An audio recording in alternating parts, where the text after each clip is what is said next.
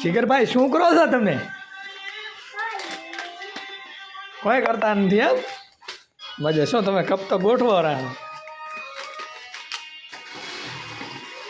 અને તમે શું કરો જયવંતથી?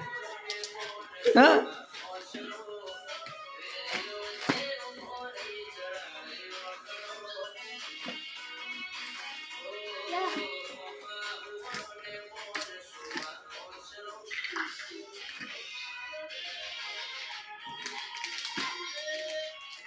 કોણ પેલા ગોઠવી રહેશે કપ? આ બુદ્ધિનો ઉપયોગ કરે છે અને કપથી દિવાલ બનાવી રહ્યા છે છોકરા.